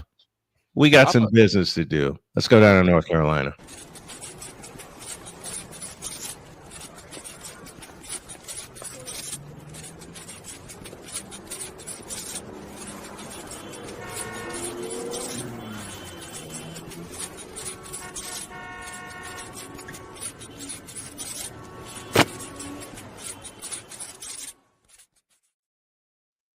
Jay Spivey is with us from North Carolina. Good morning, sir.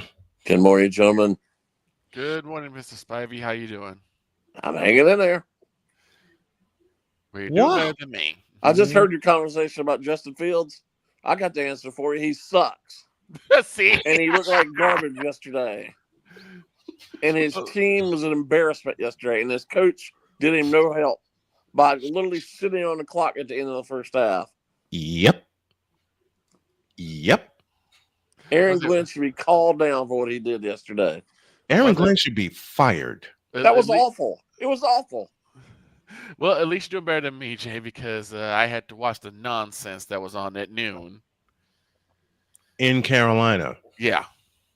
Well, I don't normally root for the Panthers, but I rooted for them yesterday. I know you did. It goes. This is why I've been to say he's always getting kicked. It goes to what I said. It goes to what I said a long time ago. There are two things that every NFL fan has in common. One, they want to see their team win, and two, they want to see the Cowboys lose. It feels damn personal. I'm gonna be honest. A large part of it is the guy who has a birthday today. The guy sitting up there who apparently the man that turned 83, Jerry Jones. Gerald, yes, 83 years old. I knew there was a reason why they. Oh, he did do your favorite though. He didn't speak after the game. I knew they had this reason. Wait, I knew there was a reason they had like 3 fuel tanks of Jack Daniels back there. Fuel tanks, not bottles. Fuel tanks. Why gotta be fuel tanks? Wait a minute. Wait a minute. I was supposed to have that delivered not too long ago. Damn it. Yeah, they hijacked the Dogfather's supply. I'm sorry. Damn it.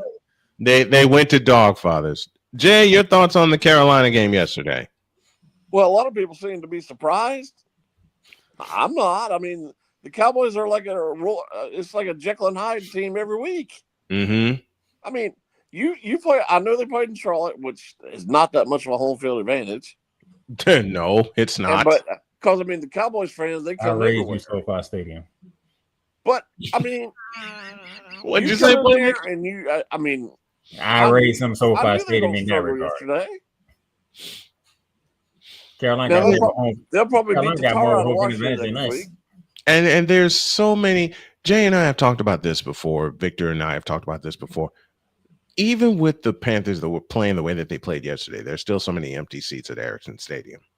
Well, so many empty seats because they don't know. As I said, they don't know. What I understand. I know it looks bad, but I understand from a fan's point of view because until they prove that they care about winning and doing things the right way, I don't blame them. You know who else should there comes a point where there's a certain amount of fan apathy, and I don't blame them. I understand it. Now I'm gonna do Playmaker a favor. You know another team. Just a moment, Playmaker. You know who another team that should feel that way?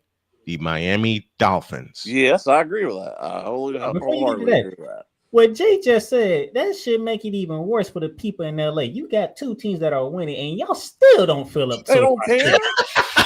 They don't. They don't. No. And the clown down south doesn't need an Lone Star State. He doesn't care either. Other than the money that LA brings in, there was no reason to rush out to get an NFL team to LA. They did just fine in NFL without an LA team. And I want to mention this. When they built SoFi Stadium, it was not for the Chargers. No. It was for the Rams and it was for the Raiders. And I'm sorry. Period. The Chargers have no business playing in LA. They need to go back to San Diego. They need to. They should have never. Rams don't have no business playing in LA. Just like I know they got a brand new arena, but the Clippers should be playing in San Diego too. Absolutely. And don't get me started with that because you know my next two words. At least the Clippers got a home court advantage. No, they don't. Seattle in NBA. Oklahoma City should not be celebrating. That team should be the Seattle Supersonics. Well, I think we're about ready to see a team back in Seattle when they add two teams. That team won the championship in Oklahoma City. Okay. And I'm not buying it. That team. You don't have to buy it as long as far as I'm concerned, will be the Seattle Supersonics. No matter how you feel, you can't call me. I can. You cannot. Well, actually, I can't. Playfully, I can. When does either team in SoFi have a home field advantage? They never do. Never. Nope. I mean, as soon as we got done with the Colts, the first thing I saw was 49er fans bought up 61% of the ticket. I'm like,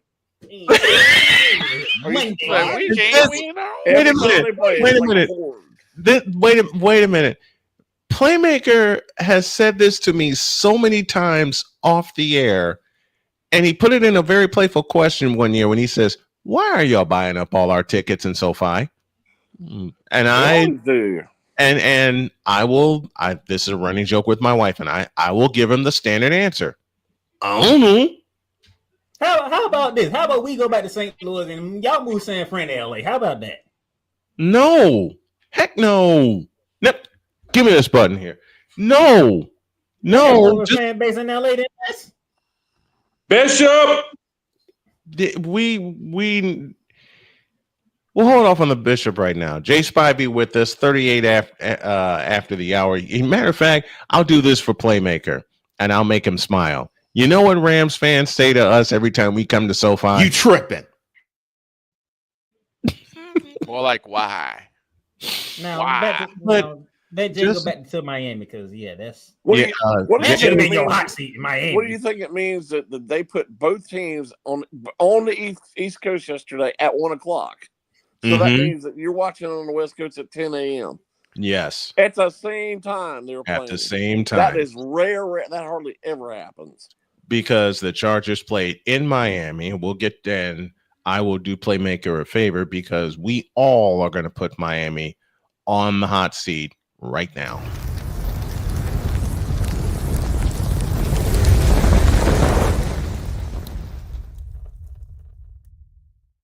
I don't know why. We'll lead off with Jay. Jay, your thoughts on the Dolphin situation? Well, for one, I like to, but he's just banged up. He's like gun shy. 3 years ago, he took 3 concussions in 14 weeks. Yep, like I said, and that's that we know of. As little people care about the Jets, even less people care about the Dolphins. And Tua called him out, saying players are late to players only meetings. Yeah. Yeah, he put it out on Front Street. Are you surprised? No, it's just like I'm not. Usually a lot of guys keep quiet about that, so I'm very surprised. So I'm kind of surprised at that. Let me go back to Jay. You know when I said that Aaron Glenn should be fired? You know who should be fired? Mike McDaniel. It's getting very close to that. You want to fire Aaron Glenn after 6 games, but Mike McDaniel's been there for how long? And you just not want to fire him? But what have they done since Ross has been the owner? Nothing. Since Steve Ross has been the owner. Nuff and Ing. You know what I call this? I call this karma. And I'm sorry, Miami Dolphins. They need to switch back to their old uniforms. Those ones they use now are not good. Thank you. Man, I don't care about the uniform. This is karma for how they did a certain coach up in Minnesota. Oh, that ain't karma for that. Yes, it is. That's karma for them not putting a good football team together. More like it's karma for basically putting 2. Guess who would have put a good football team together? It ain't Minnesota, I'll tell you that much. I mean, what have they done Flores since should still be the head coach of the Miami Dolphins. They won't be going through this right now. That's true. That was a terrible decision. Well, it's Miami. I was gonna say, has Miami ever made a good decision? Not since Don Shula. Well, you talking about the Miami football team or Miami in general? Miami Dolphins in general, the football team. Miami football team. There you go. You just gave me something. Since you mentioned that, you know, Snowman, I mentioned this a long time ago. All those people clamoring for Eric Bieniemy to get a head coaching job. Yep. What has he done since then? And where is he? I know he's coaching somewhere, but what? I haven't heard his name in. The Chiefs miss him? No. I've heard people say they should change the name from Eric Bieniemy to Eric the Enemy because he's the enemy of. There were millions of people who thought he should have got the head coach's job. Yes, why? I remember that. I remember that. Wait a minute, where is Eric Bieniemy anyway? He's coaching somewhere in college, and I forgot where he is. I don't think he's coaching in college. Oh, where? I don't think he's coaching in college. Research here. I saw him recently. Live research here. Eric, as Chris Berman says, Eric's sleeping with Bieniemy. That's the nickname Berman came up with. Right, he did. For it. For God's sake. But there were going back to last night. I mean, do you think Mahomes and Andy Reid miss Eric Bieniemy? No, They have not a Matt chance. Nagy is their offensive coordinator. Matt In Nagy. name only. In name only. Exactly, because Andy Reid is the real offensive coordinator. Yep. I've been saying that all along. Yeah, he ain't coaching He's nobody. running back coach for the Bears. I'm hearing. He's the running back coach. I mean, running back seriously. coach. Okay, that's Damon. He had better signs, so he wouldn't know. All these people who thought he should have got the head coach's job. Yeah, you know what happened? You know what happened? He incompetence he took his stupid behind to the freaking Rose Bowl. That's what he did. Mm-hmm.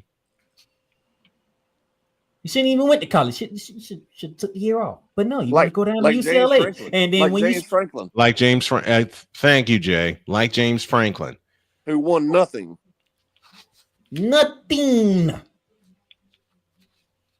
And he's walking away with $49 million. Mm-hmm. Kudos to him and kudos to Penn State. Say, you know what? We ran this for as long as it could. We need to go somewhere else.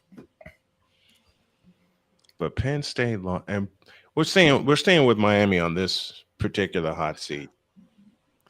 What would it take, Jay, for the Dolphins to turn it around? I've asked this about many other teams. What would it take for the Dolphins to turn it around? Where do they need to start and blowing this up? I think they're almost. I know they're kind of middling, but they're almost to the point where they just need to start from scratch. I say where the Cowboys start their ownership. Well, yeah, like I said earlier, Stephen Ross is a big part of the problem. Mm-hmm. Exactly. Oh yeah, I hate to be petty, but I need to get my petty shot in. Oh boy. Hey, Stephen Ross, how you like Justin Herbert now?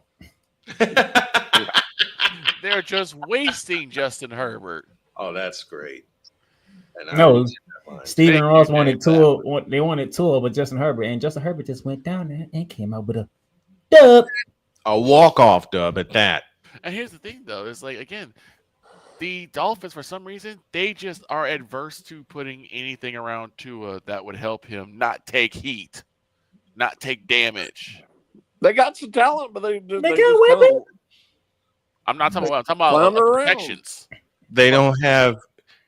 Jay, you've heard me say this so many times over. Gentlemen, you've heard me say this. What's the one thing the Dolphins are missing around Tua? O-line. A line. Well, that's something Stephen Ross didn't care about. He cared about star power. Exactly. Sound familiar? Yeah, and now Tyreek Hill is down with a busted up leg for the rest of the year. They were talking about trading him. Well, obviously he's not getting traded now. Mm-mm. Obviously not. Nope. No, they're actually looking at releasing him after the end of the year. There were all kind of rumors, 3 or 4 weeks ago. They were going to trade him to Kansas City. Well, obviously that's not going to change now. It's happened now. No, it's not. It's not. And all those people that said that Kansas City was dead, how'd that look after last night? Are those the same people that won't Bill Belichick out of North Carolina after 7 games? Listen, yes. I know there are people whining and complaining up here about they need to pull the plunger now. Mm-hmm. But just let it sit for a little while. Let it play out. Let it play out. Let him recruit his team. They do hear ridiculous like this. I'm tired of hearing about it's a basketball school. It's not going to work. It's a diamond in the rough. Trust me. If they keep up and dedicate to football, they're going to win at some point, whether we have Belichick or not. They're going to win. Larry Fedora, hello. They have every resource in the world. Larry Fedora, hello. He did it. That was horrible. He was terrible. He who didn't even recruit the state. No, he didn't. He went all the way. He went out. I talked to many high school coaches. They all told me he never recruited our schools. Never even came by this visit to say hello. And you said a couple weeks ago, and I agree with you, there's a ton of talent in Carolina for high school football. It's probably one of the top 10 states in the country for football. Mm-hmm. People just don't know it because everybody looks at this as a basketball state, and it's not. It isn't. I had a chance to cover some high school football for 1 year down in North Carolina, and the talent is crazy. I see it every week. This state is loaded with talent.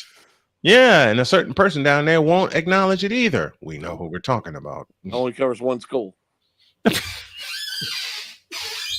Yeah, he covers one school, and he sends me all over the doggone state. Yeah. And defensive point, it's the entire team. He's two. It is the entire team with Miami. There's nothing there. Offense, defense, special teams, they all are trash. It's not even. The answer's not even close. That answer's not even close. I don't even know why you asked that question. Let's ask it to Jay. Who sucks more, the Dolphins or the Marlins?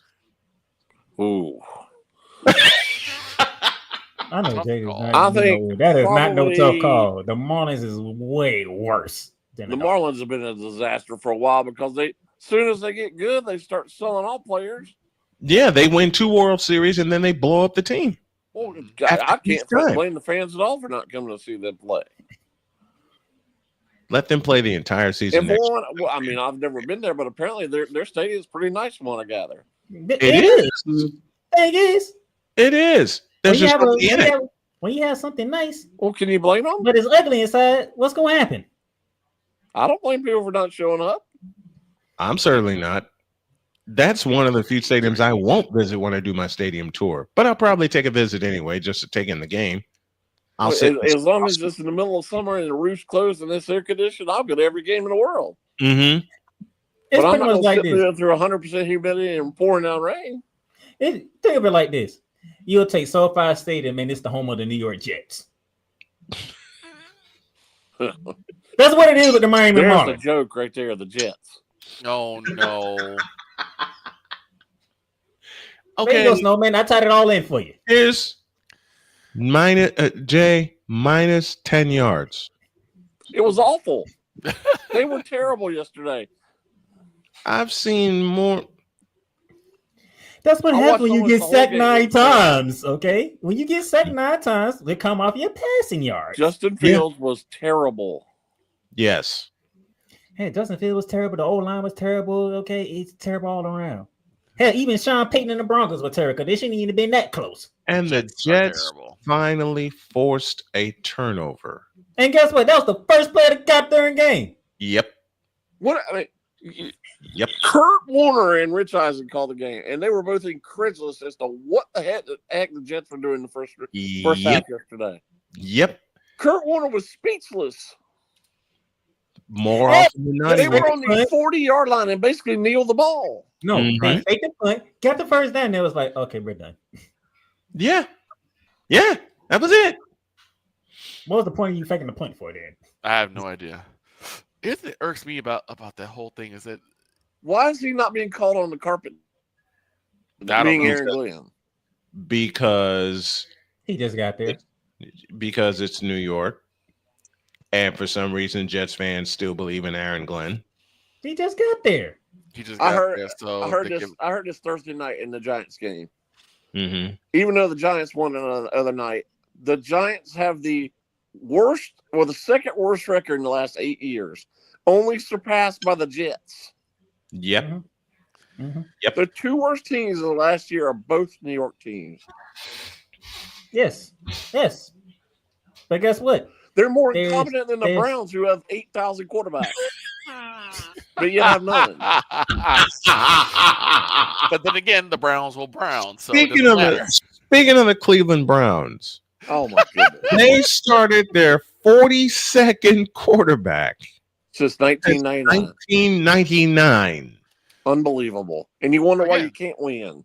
Again, Browns will Brown. 42 quarterbacks have started a game for the Cleveland Browns, and some of the names of these quarterbacks. Spurgeon. And you traded your quarterback last week to a division rival. In your own state. Hey, look. By the way, since we talking about the Browns, Pittsburgh Steelers fans, if I was y'all, I would be worried because that was not an inspiring performance by the Steelers. Nope. It doesn't matter. That division is so horrible. They're going to win this division running away. It was 9-3 after the half. No, I'm telling you this right now. I'm saying this live on air. Steelers keep playing like they playing on offense. They're gonna mess around and they're gonna leave that door crack for the Baltimore Ravens to get healthy and come get them. Because I seen the second half of the Baltimore Ravens schedule. That schedule is very favorable in Baltimore Ravens. Have you seen their defense? I seen it. Yep. I seen their defense. But There you go. So, but the Pittsburgh Steelers offense is not closing the door. Is my issue. Can we? I mean this jokingly, and I know it can't happen. I know it won't happen. But can we just throw that division away? No, you cannot. it's usually been over the last couple of years. It's been pretty good, but Not this so many year. injuries by the Bengals and Ravens. Mm-hmm. Well, the Browns. That's the only reason why Pittsburgh is out to this good start. But the Browns suck. Quarterback. Browns completely suck. But then Cincinnati, they don't have Joe Burrow. The Steelers quarterback is Aaron Rodgers. I don't understand why the Bengals just didn't go out and try to get like Kirk Cousins or even Russell Wilson, but they won't do it because they're the Bengals. Won't do it. They went and got Joe. You want to talk about a team that's in Shut up, Victor. You want to talk about a team that's incompetent? I submit to you, Jay Spivey, the Cincinnati Bengals. Very incompetent. The Bengals, which are starting to bungle things. I submit to you guys a team of incompetent in the Cincinnati Bengals. The Cincinnati Bengals are starting to become the Cleveland Browns of Cincinnati. Well, look who their owner is. He's incompetent too. See? Mike Brown's incompetent. Well, his name is Brown. WKRP is going to stop hosting their games soon. His dad's probably rolling over in his grave because Paul Brown was not incompetent. No, he was not. Last name was Brown. It makes sense now. And they renamed Paul Brown Stadium, which they shouldn't have. So the Bengals was the end right there. So the Bengals brown, the Dolphins brown, and the Browns browned. I'm not going to say it. I want to say it, but I'm not going to. Just say it. We'll finish with this. I have 4 words. Besides, how about those Bucks? How about those Colts? Well, all those people that you almost blew it. We should have blown it. Honestly, all those people who buried Daniel Jones. How's that looking now? Right. Maybe it's because he played for the Giants. I'm gonna say. I looked at that guy and said, "Oh, Kyler Murray ain't playing. Oh Lord, Arizona's not going to pick up." You know what? All of a sudden, overlooked Jacoby Brissett. I said it during the live. I'm glad you mentioned that. I was thinking that yesterday. 3-year-old. We overlooked. Kyler Murray's probably a better player. However, for that team, Jacoby Brissett Jacoby Brissett's the better quarterback because Kyler runs all the time. He doesn't allow his receivers to breathe. I'm going to make a comparison that made Shane spit out his food. Kyler Murray equals Justin Fields. I was going to say the same thing. I was going to say the exact same thing. I got him. Are we interrupting his lunch? I was going to say the exact same thing. Kyler Murray is a lot like Justin Fields. Let's end this show on a good note, okay? I'm sick of it. I just did. No, end this on a good note. I just did. Angel Reese. Congratulations on the victory. God, Angel Reese. You said good note. I ain't done. I had to put that in Angel Reese. Because you and Damien want to go back and forth between Caitlin Clark and Angel Reese. So I have nothing to say. But I'm out of this one. Congratulations to Angel Reese, but Asia Wilson is the GOAT. Yeah. No, she's not. No, she's the GOAT. No. She is right. I will not of all time. She's not. I will come to a compromise. Not of all time, she's not. I will come to a compromise. One thereof. But the GOAT in women's basketball? No. I ain't sitting on that mountain. You know who I think it is. You better go look in the accolades. You know who I think it is. Accolades be damned. Because for me, the GOAT is Cheryl Miller. She's not for me. She's number 2 for me. Who's number 1 for you, Jay? Taurasi. In fairness to Snowman,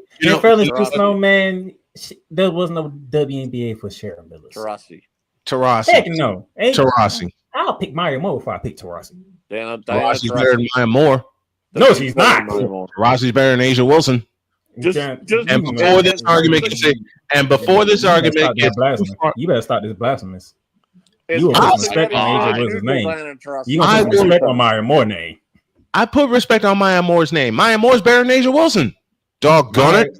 Maya Moore is definitely better than Taurasi. You can. Maya Moore is better than Asia Wilson. No way. We'll leave it there. Jay, thanks for joining us. This is an argument that's going to rage forever. Thank you, Jay, for joining us. We appreciate you. We'll see you next Monday. All right.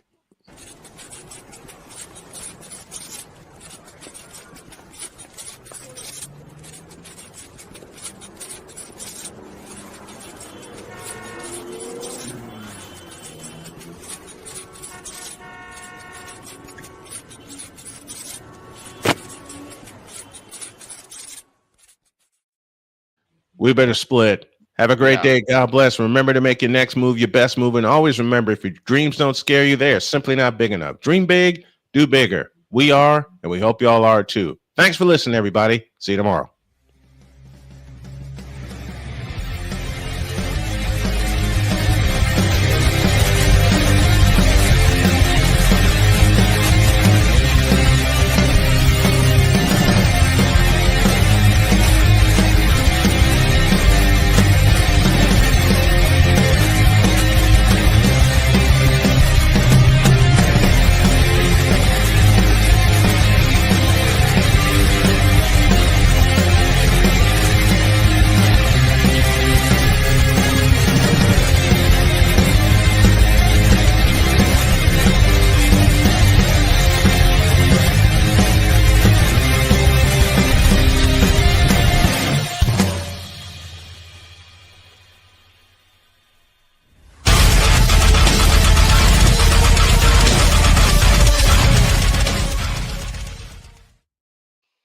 Kyler Murray equals Justin Fields equals Angel Reese equals Angel Wilson equals LeBron James. Solve that equation. See you tomorrow.